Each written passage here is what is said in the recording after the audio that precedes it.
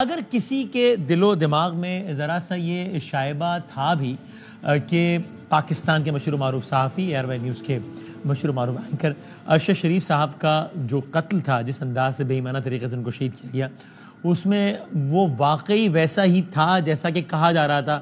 یعنی کہ کینیا سے 100-150 کلومیٹر دور ایک جگہ پہ ایک گاڑی جا رہی تھی، وہ ارشد صاحب چلا رہے تھے، وہاں پر ایک ناکہ لگا ہوا تھا، وہ جناب پولیس نے روکا، گاڑی رکی نہیں، پولیس کو شک تھا، پولیس کو یہ خیال تھا کہ یہ گاڑی جو ہے چوری کی گاڑی ہے، ایک وائرس میسج چل رہا تھا کہ گاڑی چوری ہوئی ہے، ایک بچہ بھی اغوا ہوا ہے اور پولیس کو لگا ہے وہی گاڑی ہے. انہوں نے گولیاں چلا دی، واقعہ ہو گیا، ایک بندے کی جان چلی گئی. مسٹیکن آئیڈینٹی کا کیس ہو گیا. اگر کسی کو اس چوری پہ یقین تھا بھی تو آج ایک اور واضح پیش رفت ہوئی ہے اس یقین کو ختم کرنے کے لیے، جب کینیا کی اپنی ایک ہائی کورٹ نے اس حوالے سے اپنا ایک فیصلہ دیا ہے. اور اس کی کیا ڈیٹیلز ہیں آپ یہ دیکھیے.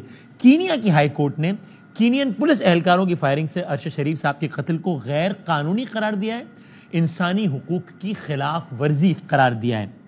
نہ صرف یہ بلکہ کینیا کی ہائی کورٹ نے جس پولیس افسر نے گولی چلائی تھی اس کے خلاف فوجداری کارروائی کا بھی حکم دیا ہے. عدالت نے واضح الفاظ میں کہا ہے کہ ارشد شریف صاحب کا قتل شناخت میں غلطی کا نتیجہ نہیں تھا. یعنی جو کہانی بتائی گئی اس کہانی کو ماننے سے عدالت نے انکار کیا. کہا ہے کہ اس قتل کی گہرائی کے ساتھ تحقیقات ہونا لازم ہے. ساتھ میں نہ صرف یہ بلکہ کینیا کی ہائی کورٹ نے ارشد صاحب کی فیملی کو 1 کروڑ کینین شیلنگ، جو کہ پاکستانی تقریباً 2 کروڑ 17 لاکھ روپے بنتے ہیں، وہ بھی بطور ہرجانہ دینے کا حکم دیا ہے. 23 اکتوبر 2022 تقریباً آج سے 2 سال پہلے کینیا نیروبی سے 110 کلومیٹر دور مگاڈی میں پولیس اہلکاروں کی فائرنگ سے ہلاک ہوئے تھے ارشد صاحب، اور پولیس کی جانب سے اس کو شناخت میں غلطی کا قرار دے کر اظہار افسوس کیا گیا تھا. کینین پولیس نے پریس کانفرنس میں کہا تھا کہ غلط شناخت کے باعث یہ گاڑی گولیوں کی زد میں آئی ہے. 27 اکتوبر کو اسلام آباد فیصل مسجد میں نماز جنازہ ادا کی گئی تھی. H11 قبرستان میں سپرد خاک کیا گیا. پھر اس کے بعد ان کی جو اہلیہ ہیں جویرہ صدیق صاحبہ، انہوں نے GSU جنرل سروس یونٹ اور نامزد 5 پولیس اہلکاروں کے خلاف 19 اکتوبر 2023 کو یہ مقدمہ دائر کیا تھا کینیا میں. 8 مئی کو اس کا فیصلہ محفوظ کیا گیا تھا، تقریباً کہہ لیجئے 2 ماہ پہلے، اور آج 2 ماہ بعد یہ فیصلہ سنا دیا گیا ہے. پاکستان میں اس حوالے سے کوئی قابل ذکر پیش رفت نہیں ہوئی ہے. ان کی اہلیہ کا بھی آج اس فیصلے کے بعد یہ کہنا تھا کہ وہاں تو انصاف مل گیا کسی درجے میں یا نہیں ملا اب تک. ارشد شریف کے کینیا میں مبینہ قتل کے بعد پاکستان میں بھی اس حوالے سے ایک مشترکہ تحقیقاتی کمیٹی بنائی گئی تھی. سپریم کورٹ نے بھی اس خود نوٹس لیا، لیکن اب تک کوئی پیش رفت سامنے نہیں آئی. ابھی تک جو وہاں کی جو گورنمنٹ ہے اس کے پاس یہ رائٹ ہے کہ اس پہ اپیل کر سکے ودن 30 days، اور تب تک یہ جو جرمانے کی جو رہے گی یہ والا حکم بھی معطل رہے گا. بہت سارے بیانات اس حوالے سے پاکستان میں بھی آتے رہے. وزیر اعظم شہباز شریف صاحب نے، یعنی پاکستان کی سب سے جو با اختیار شخصیت بظاہر، انہوں نے کینیا کی سب سے با اختیار شخصیت سے رابطہ کیا اور یہ کہا کہ میں نے ان سے کہا ہے کہ اس معاملے کو سنجیدگی سے دیکھا جائے. کیا کہا تھا شہباز شریف صاحب نے، ذرا وہ بھی دیکھیے. Freedom of expression in this country has been extremely close to the hearts of civil society, independent journalists, media, print, electronic, and of course other important segments of society.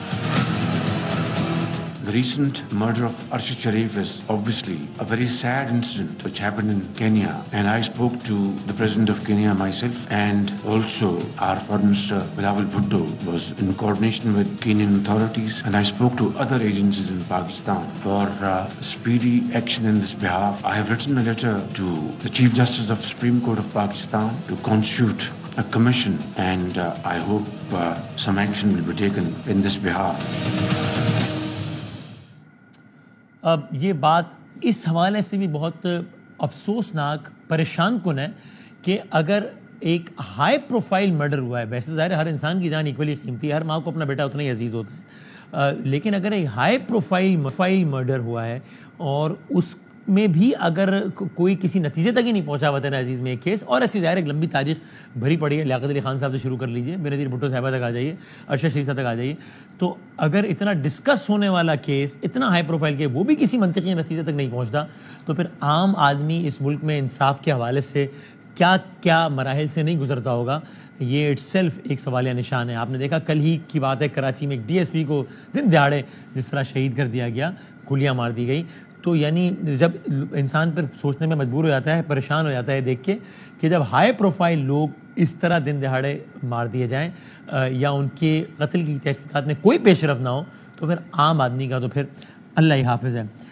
اگلی سٹوری کی طرف آتے ہوئے یہ بھی طریقے سے لنکڈ ہے، یہاں بھی معاملہ یہ ہے کہ پاکستان کی ایک عدالت کے اسلام آباد ہائی کورٹ کے 1 سے زائد جج صاحبان ہیں، 1 نہیں 2 نہیں 3 نہیں 4 نہیں 5 نہیں 6 جج صاحبان اس رائے کا اظہار کرتے ہیں کہ انہیں بڑے مخصوص حالات کا سامنا ہے، انہیں بڑے دباؤ کا سامنا ہے۔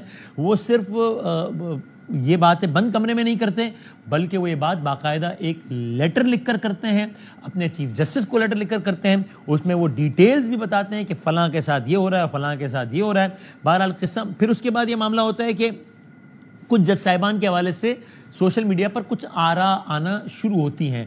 عدالت یہ خیال کرتی ہے کہ یہ تو کہیں نہ کہیں سے ایک منظم کام، ایک منظم پروپیگنڈا شروع ہو گیا ہے ان متعلقہ جج صاحبان کے خلاف۔ قصہ مختصر یہ کہ اسلام آباد ہائی کورٹ کی تاریخ میں یا کم سے کم حالیہ تاریخ میں آج اس حوالے سے فل کورٹ اجلاس ہوتا ہے اور اس کی پیشرفت ہوتی ہے، اگرچہ آج کسی حتمی نتیجے پر نہیں پہنچا ہو معاملہ، لیکن خلاصہ یہ کہ عدالت بھی اس حوالے سے بہت اپنے کنسرن کا اظہار کرتی ہے، اس شائبے کا اظہار کرتی ہے کہ یہ منظم مہم ہے اور حکومت وقت ملوث نہیں تو کم سے کم اس میں جو ہے وہ خاموش تماشائی اس میں ضرور ہے۔ وہ عدالت کی ریمارک سے ہمیں یہ اندازہ ہوتا ہے۔